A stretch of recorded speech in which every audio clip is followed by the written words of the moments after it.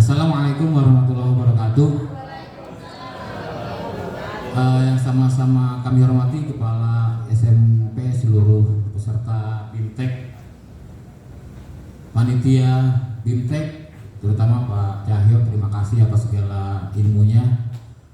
Ini sangat bermanfaat buat kami karena dari sini kami bisa tahu bagaimana cara membuat modul P5 meskipun dengan segala kekurangan. Pada kesempatan kali ini kami ingin menampilkan sebuah modul P5 tentang bangunlah jiwa dan raganya. Bangunlah jiwa dan raganya, lakukan kebaikan, selamatkan dunia. Kenapa kami mengambil bangunlah jiwanya dan raganya? Karena kami merasa sampai saat ini kejadian bullying itu masih ada di sekolah, meskipun sekolah kami sekolah Islam. Meskipun sekolah kami sekolah Islam, bullying itu masih tetap ada. Kenapa masih ada? Mungkin mereka belum tahu dampak dari kejadian bullying. Next, latar belakang pelajar Indonesia dituntut bukan hanya baik dalam kegiatan intra dan ekskul, namun seiring dengan perjalanan pendidikannya peserta didik juga diharapkan dapat membangun karakter. Nah, inilah yang penting, pembangunan karakter.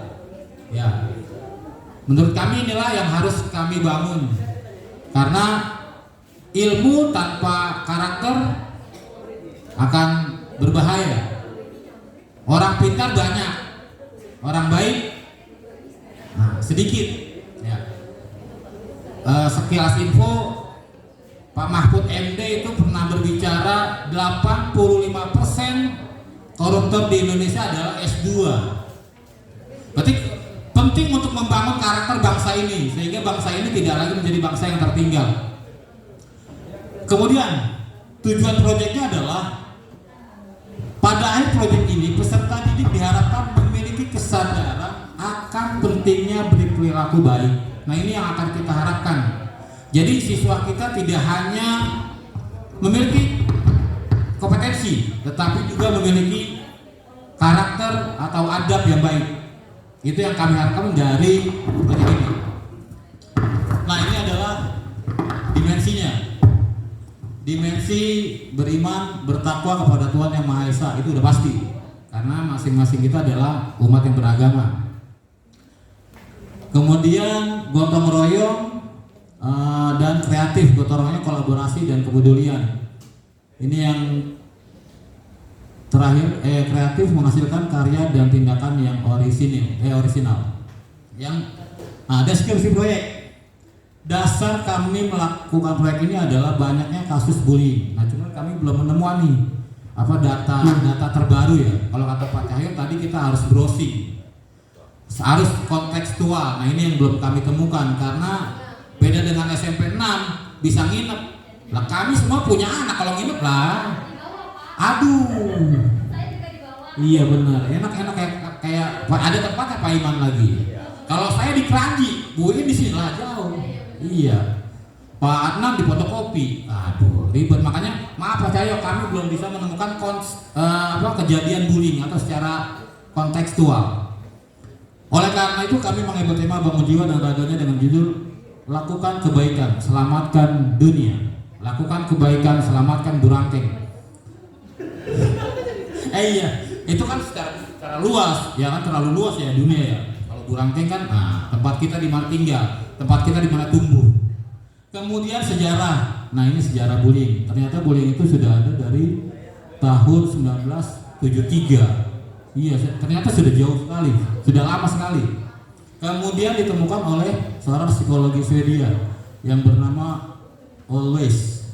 Bullying dalam bahasa Indonesia penindasan atau risak, merupakan segala bentuk penindasan atau kekerasan yang dilakukan dengan sengaja oleh satu orang atau sekelompok orang yang lebih kuat atau berkuasa terhadap orang lain dengan tujuan untuk menyakiti dan dilakukan secara terus menerus. Mungkin kalau sekali dua kali enggak kali ya Pak, tapi kalau dilakukan secara terus menerus ya akan terjadi bullying. Tahapan proyek yang pertama memperkenalkan makna bullying. Mungkin nanti akan dikolaborasi dengan guru PAI. Kebetulan saya kan guru PAI nih. Mungkin ada makna bullying secara bahasa Arab atau apa. Kemudian dampaknya, adakah agama melarang itu, nanti mungkin dikolaborasi dengan ayat-ayat Al-Quran. Kemudian macam-macam bullying, ada berapa macam bullying. Kemudian yang kedua, eksplorasi isu, banyak kasus bullying terjadi antara pelajar. Nah ini juga kita belum menemukan datanya. Harus ada data ya Pak Cahya? Iya, data secara kontekstual. Apakah benar terjadi bullying di sekolah atau di Indonesia? Kemudian refleksi awal, asal mula bullying, kemudian penyebab bullying. Kenapa sih anak mempunyai perilaku bullying? Kemudian apa penyebab bullying? Kemudian dampaknya seperti apa? Lanjut tahap kontekstualnya, yaitu melakukan survei pengamatan mengenai kasus bullying yang terjadi kelas dan lingkungan sekitar. Membangun ide berdasarkan data yang ditemukan, kemudian mempersatukan ide. Tahap aksi, pembuatan poster, penampilan drama. Refleksinya, evaluasi dan refleksi terhadap pelaksanaan dan hasil proyek. Tahap akhir adalah tindak lanjut. Nah demikian, nah demikianlah modul P5 kami mengenai bangun jiwa raganya. Terima kasih. Kalau ada pertanyaan.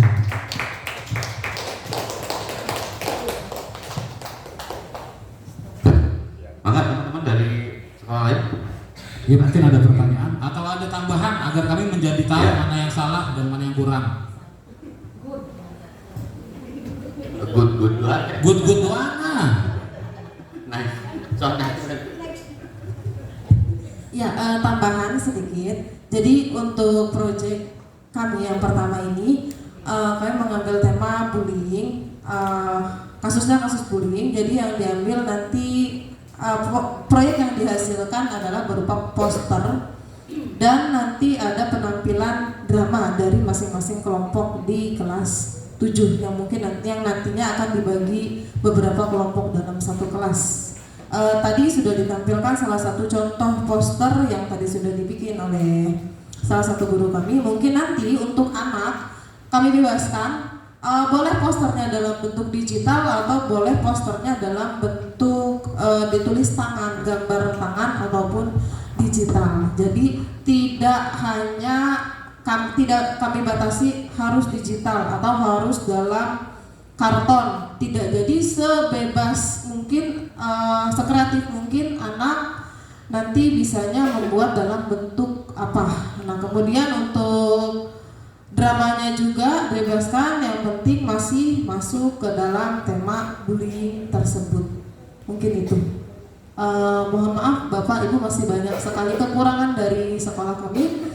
Jadi kami mohon masukan dan kritiknya yang membangun untuk sekolah kami. Semoga kedepannya lebih baik lagi.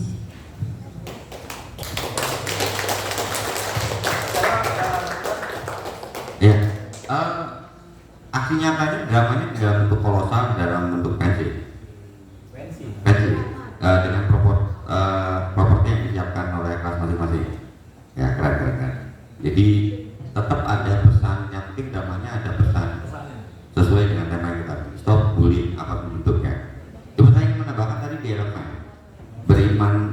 beriman itu, tolong menurut saya akan lebih nggak mesti hanya satu Pak.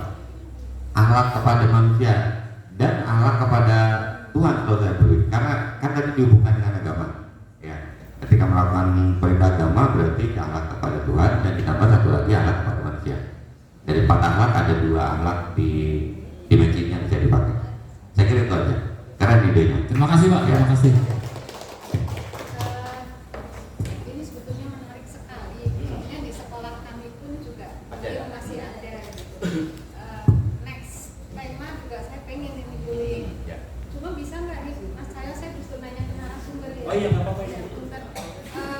Bisa nggak pada saat ini proses nanti ada pendapat dari anak akibat bullying itu seperti apa, supaya mereka setidaknya merasakan di posisi yang dibully itu seperti apa. Korban Iya, sampai akhirnya mereka kemudian sadar nggak enak loh dibully gitu. Nah ini di fase mana nih harus dimunculkan? Itu bisa direfleksi awal. Refleksi awal. Ya, kalau refleksi awal boleh anak. Yang penting gini, yang penting ya Dampak bullying. di refleksi awal setelah perkenalan tentang bullying, tentang eksplorasi banyak bullying, boleh direfleksi awal. Anak diminta siapa yang pernah merasakan bullying. Cuman tolong harus hati-hati tanpa menyebut nama. Saya pernah diperlakukan begini. Untuk nama yang sifatnya mengarah pada identitas orang itu tolong nanti diingatkan karena mungkin tidak disebutkan. Kapan, di mana. Mawar biasa. Ya, mawar. Yang penting itu bisa kita yang bentuk sih. Dalam artian penyaji pendamping setiap kelas itu di pertemuan sebelumnya kalau memang ada yang mau bercerita tentang pengalaman dibully, boleh hubungin bapak dulu taruh sekolah. Nah, minggu depan kalau kamu tampil, yaitu dia kasih batasan dia bisa bercerita di arah mana biar tidak menyinggung. Takutnya yang dia ceritakan itu justru pengalaman di kelas dan bisa bersinggungan langsung dengan teman lainnya. Misalkan saya pernah dibully pak, gitu. Saya pernah dibully, kan nggak enak. Jadi kita kasih arahan bahwa boleh menceritakan itu tanpa menyebut nama dan waktu dan tempat. Kalau dibicarakan film itu Oh kalau itu boleh banget. Maksudnya kalau kita mau ambil sampel terdekat, ya sifat kita. Kalau mau ambil sampel orang lain banyak gitu tentang bullying. Ya, data-data terjadinya bullying saya pernah baca Kementerian juga yang mengeluarkan ada tentang itu. Tapi ide dalam bentuk keren. Ya, jangan lupa sertakan refleksi dari sekian banyak anak kelas 7 kita ambil satu orang setelah drama selesai